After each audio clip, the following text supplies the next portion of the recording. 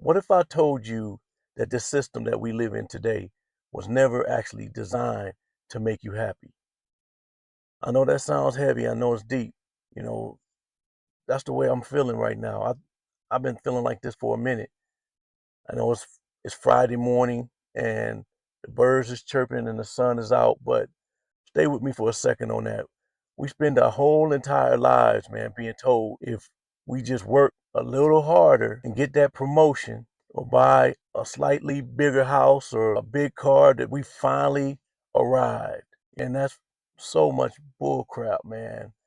When we finally get all that stuff, you think you're going to have some peace that we were looking for. Have you noticed that they keep moving the finish line? It's because the system doesn't actually need you to be fulfilled. It needs you to be productive. They want you moving, and more importantly, it needs you to stay hungry, keep grinding. It needs you to keep going. It doesn't want you to be happy. I'm 57 years old and I spent decades in this fast-paced world. I was the guy with the career title and the mounting stacks of bills, man, that seemed to grow along with how much money I made. For a long time, I thought that was just life. You wake up, you grind, you pay for things, you reward yourself for grinding, and then you go back to sleep and do it all over again, man. But a few years ago, quiet started to set in and looked around and realized, man, that I was caught in a loop. I really wasn't working to build a life. I was working to maintain a lifestyle. There's a big difference between those two. One gives you freedom and the other just a very comfortable cage to be in. I started seeing how much of us are running on this treadmill like a hamster, just running on this treadmill, staring at the screen that tells you you're almost there, while the system behind the treadmill is just draining you, man, draining all our time, draining our energy. This isn't some dark conspiracy theory. It's just basic economics, man. Think about how your day is structured. Most of us are taught to trade our valuable assets for our time and for a certain amount of money. Then almost immediately, a dozen different hands reach into our pockets. There's the mortgage, there's the car payment, there's the subscriptions to all this different stuff, which we told that is relevant. The system loves your spending cycle. It markets a problem to you. Maybe you're stressed or you feel behind, and then it sells you a temporary solution. You buy some things, you stress fades for a week, and then you're back at your desk Monday morning because you have to pay off that solution. It's a closed loop. It's designed to keep you comfortable enough to not quit, but just enough that you can't walk away. It wants you focused on the next thing so you never stop looking at the now thing. And what does it do to us? It drains our mental peace. It turns our relationships into scheduled blocks of time because we're too exhausted to actually be present.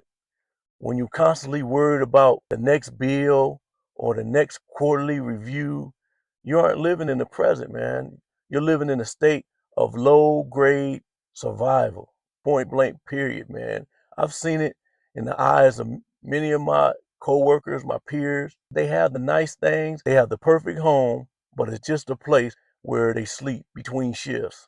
It's a trade off that we make without realizing it.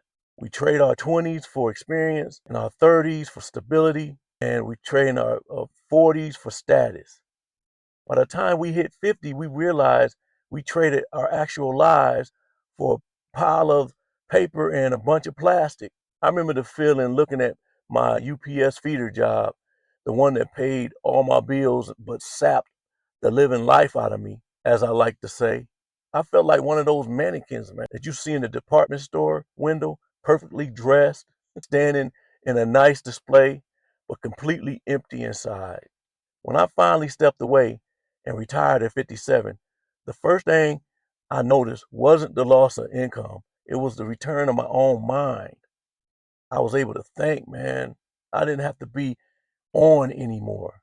I didn't have to prove my worth through a spreadsheet or time or analytics that tells you how fast you should be going. That's all they used to do, man.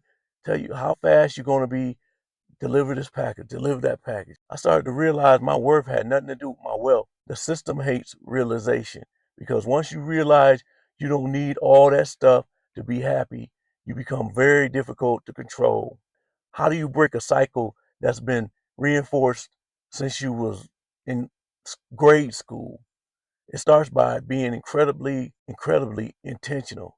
You start by being a steward of your experiences, man, and redefine what success looks like to you. Is it a bigger title, or is it Friday afternoons where you can actually, go fishing with your son, or go somewhere with your family and not have to worry about your emails?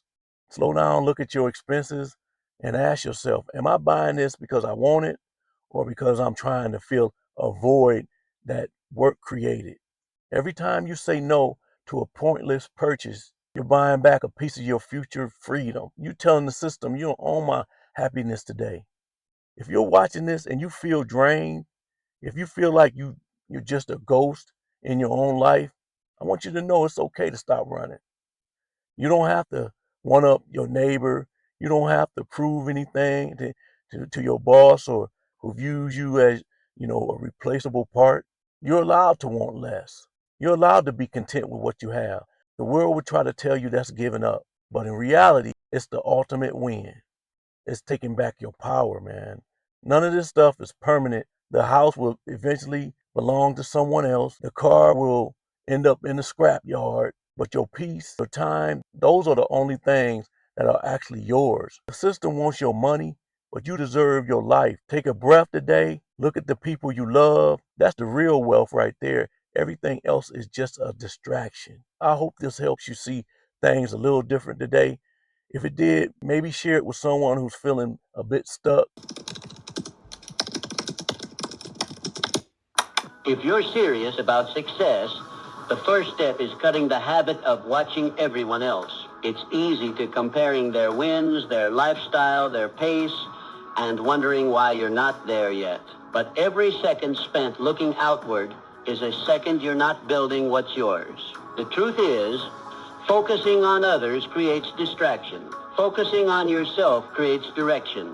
When you stop chasing their timeline and start showing up for your own, everything changes. Success doesn't come from comparison. It comes from clarity, discipline, and doing the work that actually moves you forward.